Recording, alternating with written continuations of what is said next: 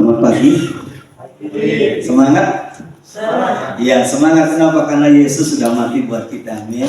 Ya, kalau Yesus tidak mati buat kita, sia-sia kita beribadah pagi hari ini. Pagi hari ini saya akan bawakan satu tema, Yesus memilih disalib.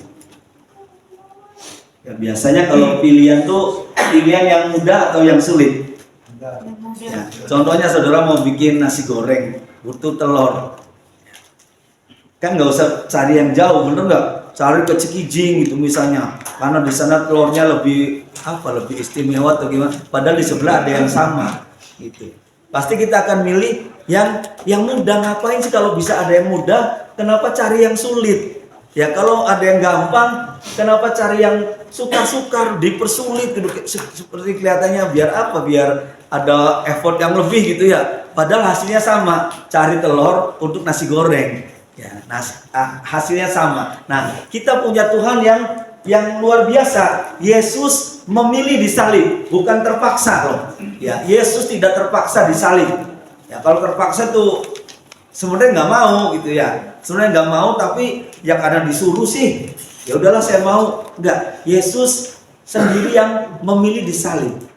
Apa buktinya? Coba kita lihat di dalam Matius 26 dan 39. Next. Kita baca sama-sama yuk. 2, 3. Maka ia maju sedikit, lalu sujud dan berdoa, katanya, ya Bapakku, jikalau sekiranya mungkin, biarlah cawan ini lalu daripadaku, tetapi janganlah seperti yang kukehendaki, melainkan seperti yang kau kehendaki. Yesus maha kuasa enggak? Maha kuasa. Halo, Yesus maha kuasa enggak nih? Ya. Yesus kuasanya tidak terbatas. Orang mati dibangkitkan. Bahkan Yesus mengatakan ketika ada satu pertemuan, dia katakan, anak manusia berkuasa mengampuni dosa. Ya, jadi yang jasmani, yang rohani, Yesus sanggup lakukan. Badai diperintahkan, tenang. Ya, misalnya kita lagi ada di Waduk Dharma, atau tiba-tiba gelombangnya dahsyat, Yesusnya naik ke perahu kita, lalu kata Yesus, badai tenanglah. Saat itu juga tenang. Yesus maha kuasa. Yesus bisa nggak tidak disalib? Bisa. Bisa. Ya, Yesus bisa tidak disalib. Tetapi Yesus memilih untuk disalib. Ya. Bapak Ibu renungkan baik-baik pagi hari ini supaya ada sesuatu yang akan membuat kita mempunyai gaya hidup iman yang berbeda. Ya, kalau kita tidak menyadari bahwa Yesus sengaja disalib, itu bisa berdampak di dalam kekristenan kita. Ya, bisa berdampak nanti kalau kita males-males ya oke lah. Ya, Tuhan tahu, Tuhan maklumkan, saya lagi gak enak badan, saya lagi banyak masalah dan sebagainya. Ayo pelayanan, ngapain pelayanan? Mendingan duduk di sini lebih enak daripada pelayanan repot mesti datang lebih awal. Ada latihan, ada doa puasa dan sebagainya. Tapi ketika kita tahu Yesus memilih disalib, kita akan menyadari saya sebenarnya tidak punya apa yang cukup untuk bisa membayar atau membalas apa yang sudah Tuhan lakukan buat kita. Kalau Yesus pengorbanannya kecil, lalu kita punya kemampuan untuk membalasnya, kita tidak akan pernah mengagungkan nama Tuhan. Benar nggak? Saudara, contoh gampang nih. Saudara tiba-tiba ada yang ngasih rumah mewah, yang kira-kira saudara nggak mampu beli. Kalau mampu beli ya biasa aja. Ya, saudara dikasih rumah mewah oleh seorang yang boleh dikata tidak kenal lah. Nah, ketika saudara ketemu lagi di satu tempat, apa yang saudara lakukan terhadap orang tersebut? Apa saudara cuek-cuek aja, pura-pura nggak kenal, atau dilewatin aja? Pasti saudara dari jauh udah lihat tuh, itu orang yang ngasih kita rumah loh. Misalnya pergi kita suami istri, itu orang yang ngasih kita rumah loh. Pasti kita akan dekatin, ya. Kita akan terima kasihnya tuh berulang-ulang. Waktu dikasih kunci bilang terima kasih, nanti ketemu di kondangan juga, Pak terima kasih, rumahnya enak, nanti kapan lagi ketemu, terima kasih loh Pak, saya jadi bisa punya tempat istirahat yang baik dan sebagainya. Kenapa? Karena kita tidak mampu membeli rumah itu. Tetapi kalau kita punya kemampuan yang sama, ketemu orang ya biasa aja. Ya maksudnya orang yang ngasihnya tuh, kamu nggak ngasih, saya bisa beli. Dosa. Tidak ada apapun yang bisa untuk kita membayarnya. Mau dibayar dengan apa dosa itu? Apa dengan rajin ibadah? Dengan saudara banyak memberi persembahan, perpuluhannya komplit, maksudnya komplit tuh memang benar-benar sepersepuluh gitu. Ya, doanya rajin, baca Alkitab rajin, itu bisa nggak sih buat bayar dosa kita? Dosa nggak ada pembayarannya. Saudara mau lakukan apapun juga nggak ada pembayarannya. Dan ada pribadi yang berkata seperti tadi, ya Bapak, jikalau sekiranya mungkin, padahal mungkin aja kalau Tuhan mau, benar nggak? Tapi Tuhan katakan sekiranya mungkin. Kenapa? Karena ada sesuatu yang lebih besar yang sudah Bapak sediakan kalau Yesus disalib. Sehingga sekiranya mungkin, biarlah cawan ini lalu daripadaku, tetapi janganlah seperti yang ku kehendaki. Ya, ku kehendaki. Oke, lanjut. Nah, kita lihat fakta kematian disalib. Ternyata kematian disalib adalah kematian yang paling keji. Kenapa? Kalau saudara lihat ini gambarnya digantung ya. Ini bukan drama nih, bukan drama. Yesus kan Maha Kuasa. Ya drama lah sedikit lah. Pura-pura nggak berdaya, enggak. Yesus nggak main drama. Ya. Itu ayatnya agak keliru, 15 ayat 25 mestinya. Nah, kenapa dikatakan paling keji? Karena Yesus tergantung disalib selama 6 jam. Ada yang pernah enggak kalau di sekolah tuh dihukum tuh, angkat kaki satu, tangannya megang telinga, pernah enggak? Pernah. Berapa lama kuatnya? Ada yang 6 jam? Enggak mampu. Yesus digantung 6 jam di udara yang panas, bukan udara yang sejuk. Bahkan kalau udara sejuk pun namanya digantung 6 jam nggak enak. Ya, kita baca ayatnya supaya yakin. Ya, Markus 15 ayat 25 mestinya, bukan 23, saya salah ngetik. Saya akan bacakan atau bisa ditampilin nggak ayatnya? Kalau saya bacakan.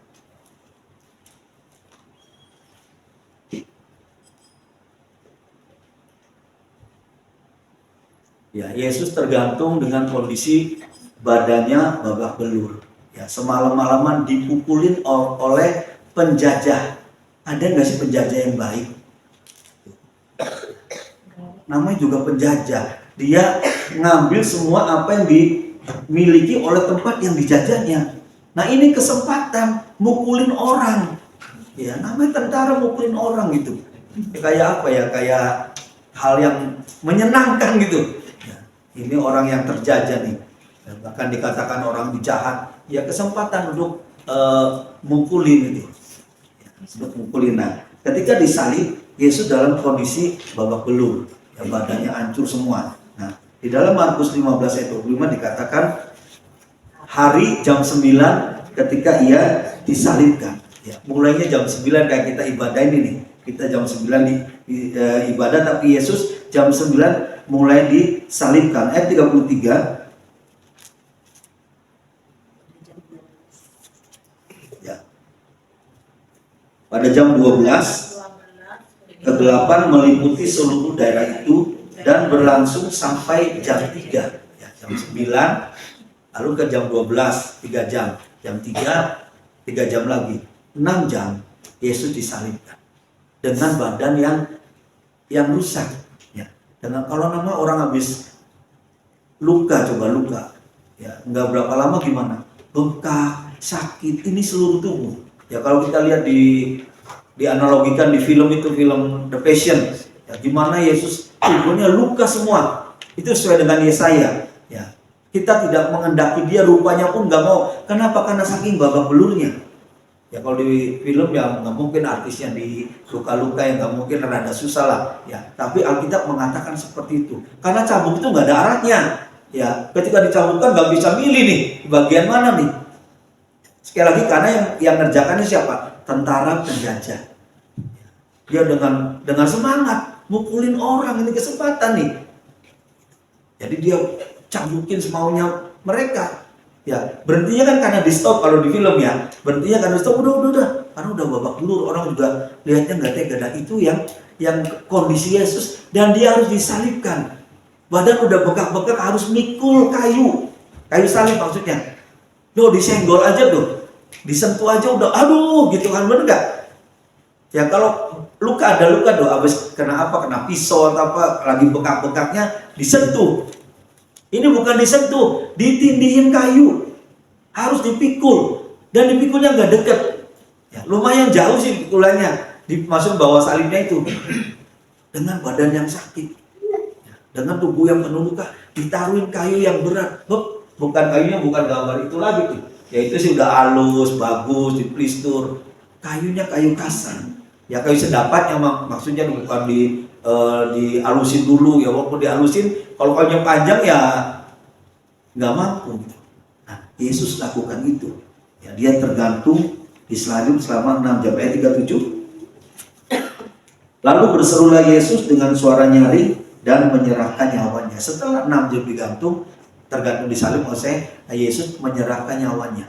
Jadi saudara bayangkan coba.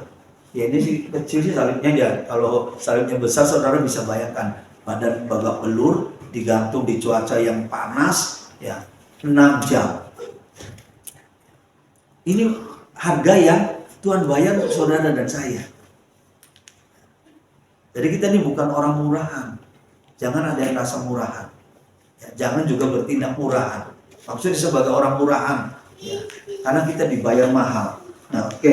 Jadi kematian paling keji karena Yesus digantung selama 6 jam. Lalu matinya orang disalib itu matinya nunggu kehabisan darah. Ya kan kakinya itu kan dipakukan. Ya diharapkan darahnya ngocor terus, tapi nggak lancar.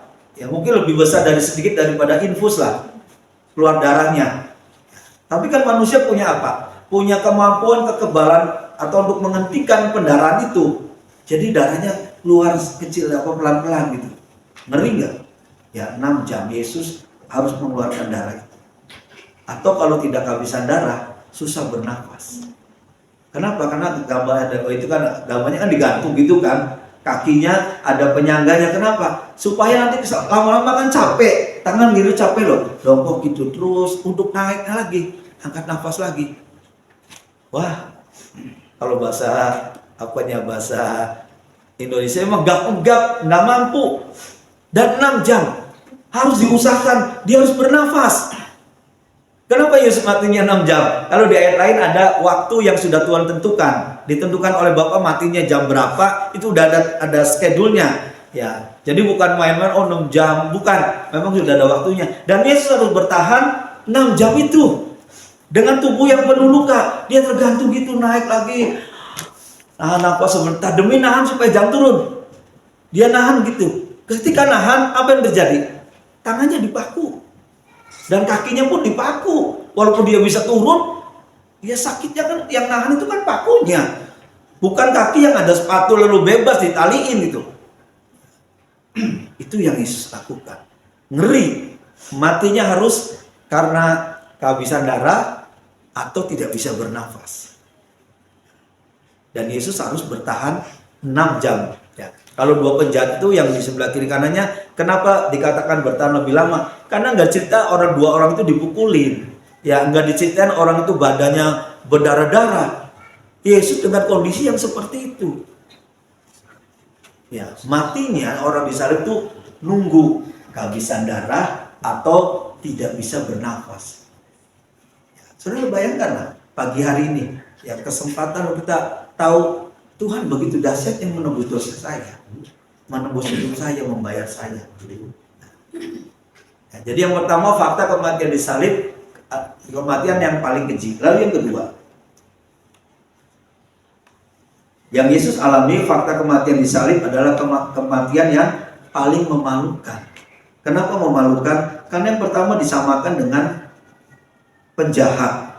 Ya, tadi Markus 15 ayat 27.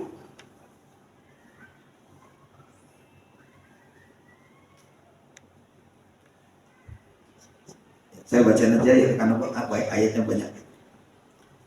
Bersama dengan dia disalibkan dua orang penyamun, seorang di sebelah kanannya dan seorang di sebelah kirinya. Ayat 28. Demikian genaplah nas Alkitab yang berbunyi, ia akan terhitung di antara orang-orang durhaka. Yesus yang setiap hari berbuat baik, tidak ada dosa, matinya harus disamakan dengan para penjahat. Dan orang tidak tahu sejarah itu. Orang yang taunya, oh ini penjahat ketiga nih. Benar nggak? Karena 2 orang penjahat, satu Yesus, pasti ini penjahat yang ketiga nih lebih parah nih.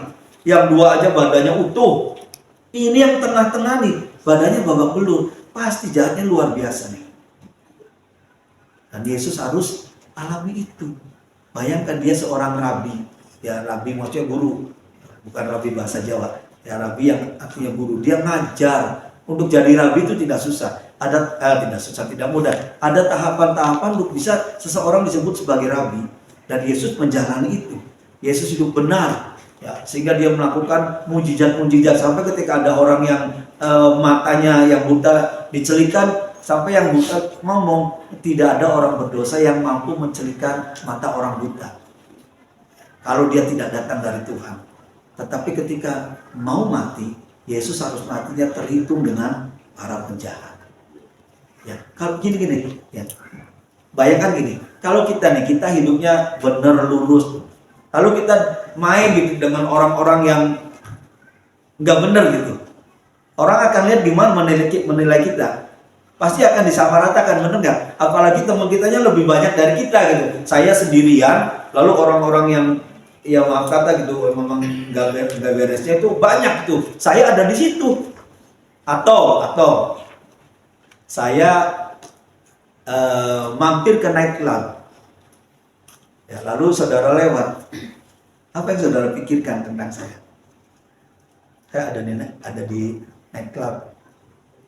Masuk. Pasti saudara pikirkan, lah, kok ada di sini sih? Saudara nggak akan pikir gini, pasti sedang penginjilan.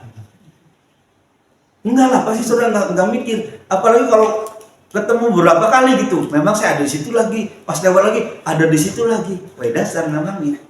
Benar nggak? Kita punya image seperti itu. Yesus digantung di antara penjahat dengan kondisi yang berbeda. 2 penjahat, sekali lagi, karena kita tidak menceritakan 2 orang itu dipukulin, jadi saya ambil kesimpulan aja, memang orang itu tidak dipukulin yang 2 orang itu. Nah, Yesus di tengah-tengah, kan biasanya di tengah-tengah pemimpin, bener nggak sih? Kalau foto di sini coba, ya, ibu gembala yang di mana, di pinggir atau di tengah? Ya, pasti di tengah lah. Yesus di tengah, disalib babak belur. Orang mandang ini di pemimpinnya nih, pantesan babak belur. Dan itu memalukan nggak? Malu. Ya.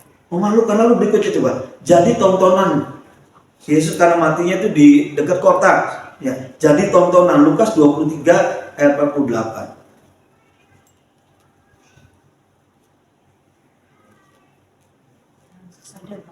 Ada udah ya. Dan sesudah seluruh orang banyak yang datang berkerumun di situ untuk tontonan itu, melihat apa yang terjadi, pulanglah mereka sambil memukul-mukul diri. Orang lagi sengsara ditonton, saudara rasanya gimana? Ya misalnya ada orang nih dibawa ke rumah sakit karena sakit, belum dirawat dan udah banyak selang di mana-mana gitu.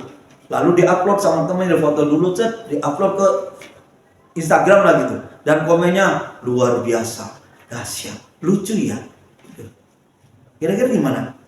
Keterlaluan orang yang komennya, bener nggak? Orang banyak selang-selang, lucu, bagus, indah ya. Rumah sakitnya di mana sih, keren banget. Padahal yang ada di fotonya, saya kapan sembuhnya, saya kapan keluar dari rumah sakit. Sementara yang komen, wih keren banget, rumah sakitnya berani yang mahal. Padahal yang ngalaminnya, ya ampun, ini sakit semua. Yesus lagi babak belur begitu, ditonton. Mau tahu kayak apa sih orang ini? Katanya orang hebat, katanya orang yang luar biasa. Tak tonton, tak liatin sampai selesai. Kayak apa ujungnya?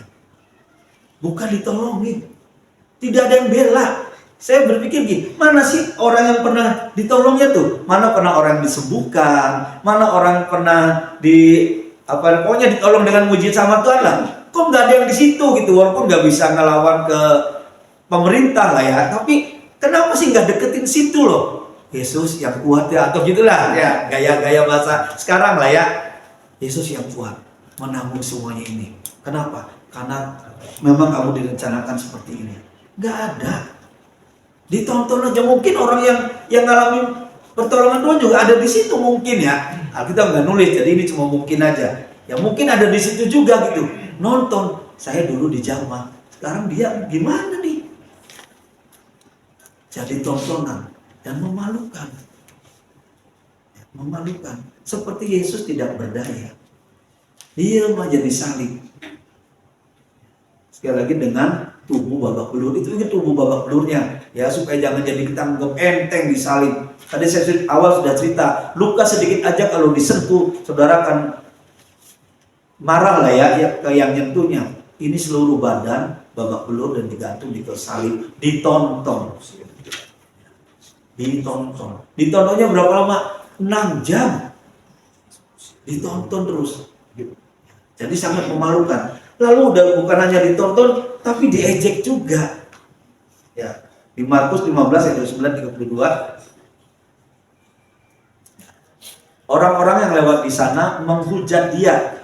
Sambil menggelengkan kepala mereka berkata, "Hai engkau yang mau merubuhkan bait suci dan mau membangunnya kembali dalam 3 hari, turunlah dari salib itu dan selamatkan dirimu." Demikian juga imam-imam kepala bersama-sama ahli Taurat mengolok-olokkan dia di antara mereka dan mereka berkata, orang lain ia selamatkan, tetapi dirinya sendiri tidak dapat ia selamatkan. Baiklah Mesias Raja Israel itu turun dari salib itu supaya kita lihat dan percaya. Bahkan kedua orang yang disalib bersama-sama dengan dia mencela dia juga. Udah lagi susah, lagi sengsara, enggak ditolongin, ditonton lagi, udah ditonton diejek lagi. Mana katanya maha kuasa, katanya jalan di atas air, katanya buat badai jadi teduh. Sekarang mana buktinya? Kok diem aja disalib? Buktiin dong. Itu orang umum lah, orang umumnya cuma melihat mujizat. Ahli Taurat adalah orang-orang yang tahu tentang nubuatan. Suatu saat akan datang lahir Immanuel, yaitu Yesus. Lahirnya di mana? Di Bethlehem. Mereka tahu, tapi mereka waktu kejadian tidak tahu Yesus lahir di Bethlehem. Sehingga mereka cuma ngomong, kalau Mesias itu nanti lahirnya di Bethlehem, di kampungnya Daud. Loh, Yesus lahir di situ. Tapi mereka tidak tahu. Dan mereka mengejek. Ikut mengejek. 2 penjahat lagi kalau di kitab lain, satunya nggak ngejek ya. Tapi di Markus ini, dua-duanya menghina Tuhan. Ya, melakukan hal yang sama. Mana buktinya?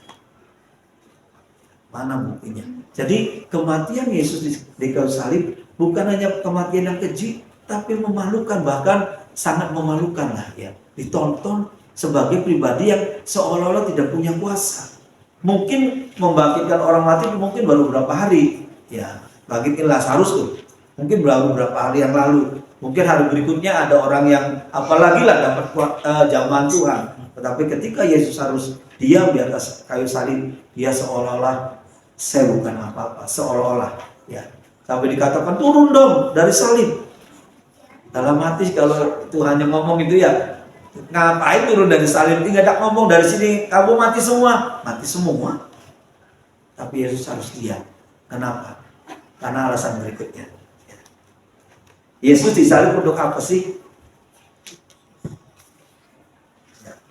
Apa yang Yesus lakukan selalu ada tujuannya. Yesus disalib bukan drama, sekali lagi. Yesus disalib bukan drama. Dia disalib bukan terpaksa juga.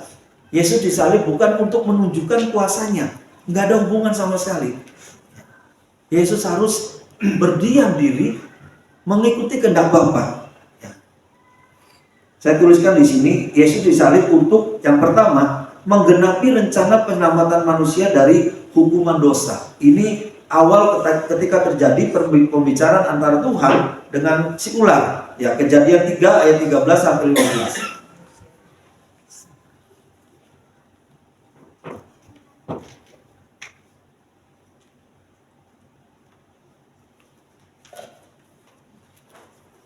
Kejadian 3 ayat 13 sampai 15.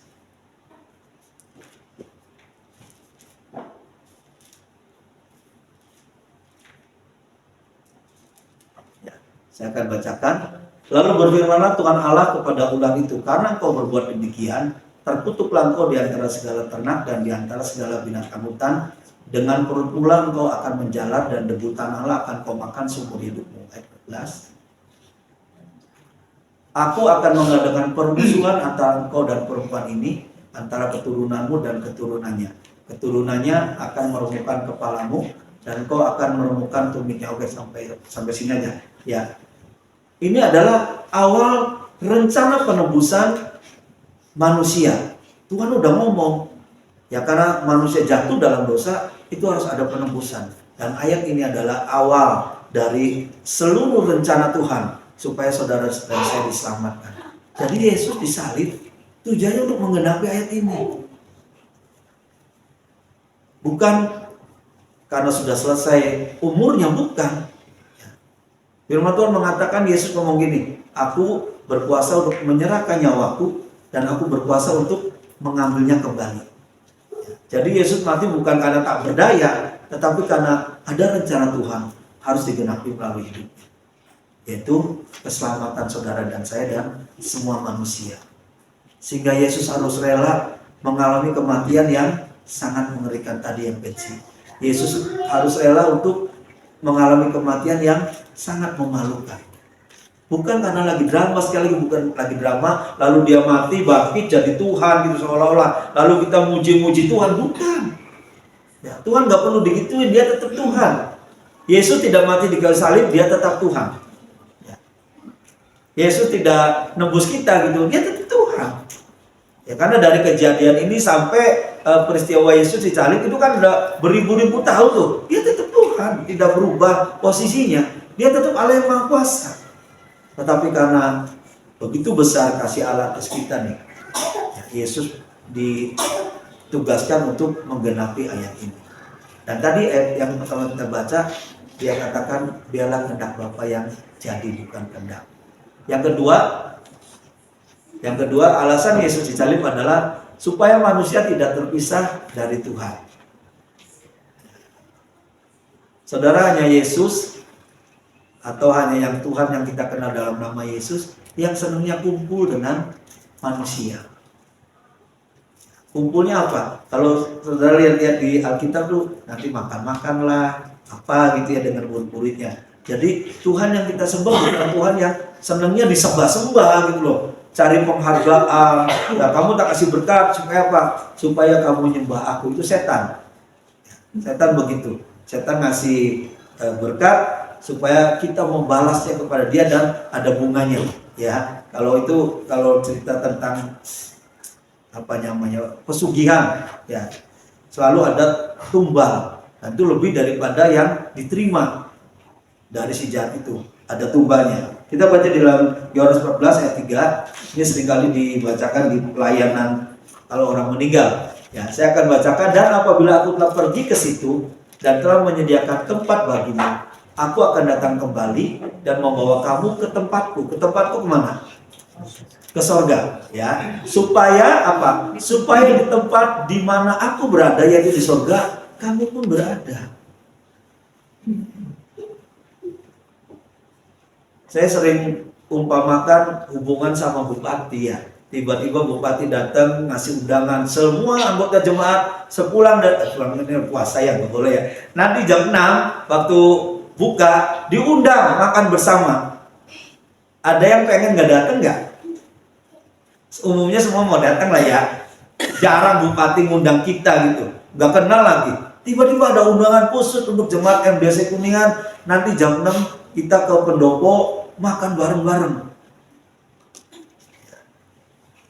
Itu aja buat kita seneng, apalagi kalau udah tingkat lebih tinggi, tiba-tiba gubernur nyasar-nyasar ngasih undangan. Ya, Presiden Pak Jokowi kunjungan ke Kuningan, undang jemaat MDC. Saudara pasti nggak akan ngomong, maaf lain kali Pak Jokowi, gaya banget gitu ya, sombong banget. Pasti saudara pulang dari sini cari baju yang baru, bener nggak? Tiba-tiba ke salon, persiapan kenapa? Saya diundang Pak Jokowi, padahal bukan pribadi sih, satu rombongan, tapi ngerasanya Pak, saya diundang Pak Jokowi makan bareng. Nah, Yesus, Tuhan yang maha tinggi, yang tidak terampili, senangnya kumpul dengan kita. Coba saudara bayangkan, Tuhan yang kudus, maha kuasa, senangnya kumpul dengan kita. Sehingga dia mempersiapkan tempat. Nanti loh nak, kalau kamu selesai di bumi, aku sudah sediakan tempatnya. Di mana? Di sorga. Ngapain sih Bapak? Supaya di tempat di mana aku berada, kamu pun berada. Bukan Tuhan yang nuntut kamu ngasih persembahan ya. Kamu apalah gitu, pokoknya yang urusannya dia nuntut itu.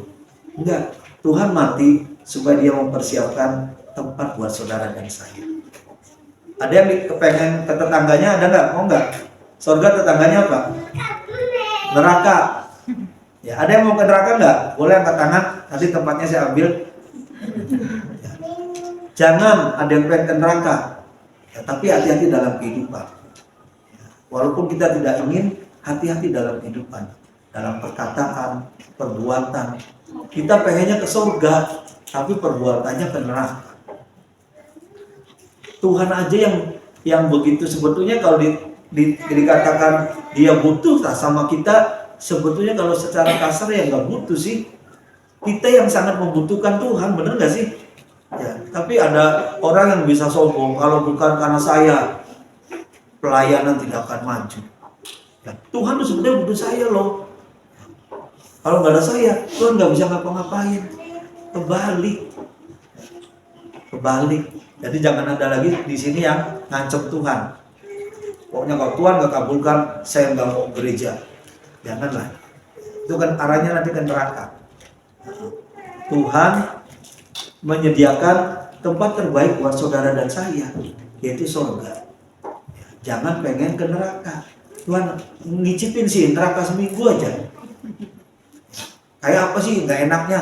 Loh, Alkitab menuliskan kita nggak bisa milih dua-duanya, satu aja. Dan Tuhan sudah sediakan surga. Kenapa? Karena neraka nggak enak. Memang banyak orang-orang nari sih di sana, joget-joget itu di neraka. Tapi bukan joget-joget karena ada musik tadi, joget-joget karena panas. Saudara nggak pakai sandal, nanti jam 12 siang atau jam berapa, coba jalan di depan, di jalan beraspal. Saudara bisa nggak jalan santai gini? Hah? Pasti nggak bisa, saudara akan kayak orang joget gitu. Kalau suruh berdiri situ, ya kalau jalan pun akan loncat-loncat. Ya neraka gitu, jadi bukan joget-joget lagi happy, hatiku penuh nyanyian, enggak ada sana. Ya, dan Tuhan tahu itu adalah penyiksaan yang kekal. Sehingga Tuhan katakan, aku pergi menyediakan tempat bagimu.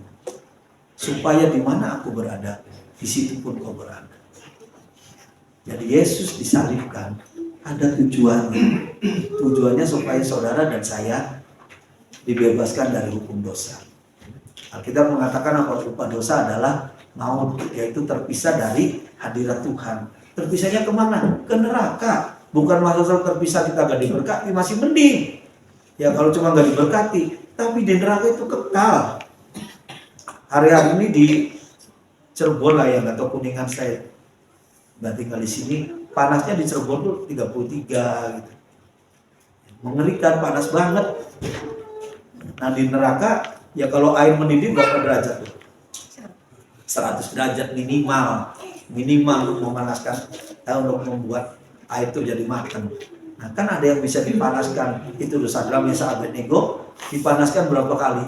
7 kali. Artinya jadi mungkin bisa jadi 700 derajat. Nah tapi kalau di ruangan tertentu yang untuk proses-proses tertentu ada yang 1000, ada yang apa karena untuk kepentingannya. Nah neraka apinya gak pernah berhenti, apinya gak pernah mati dan gak ada istirahat, gak pernah kehabisan bahan bakarnya, gak pernah kehabisan.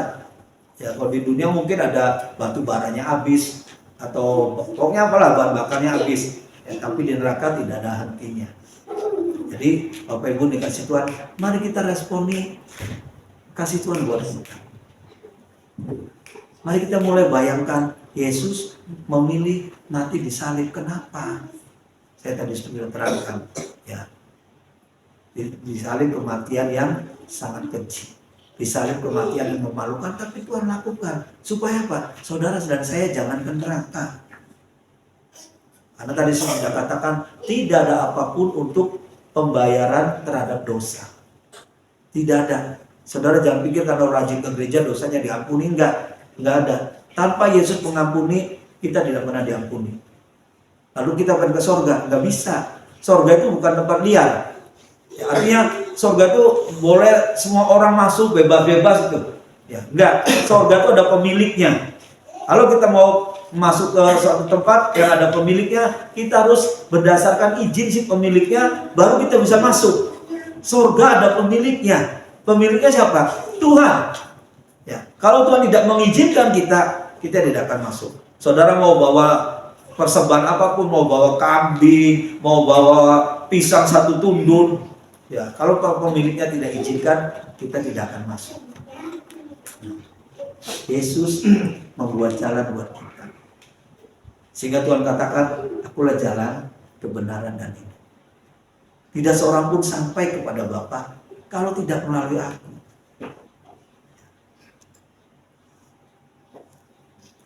Jadi pagi hari ini, mari kita responi kasih Tuhan dengan sikap yang benar.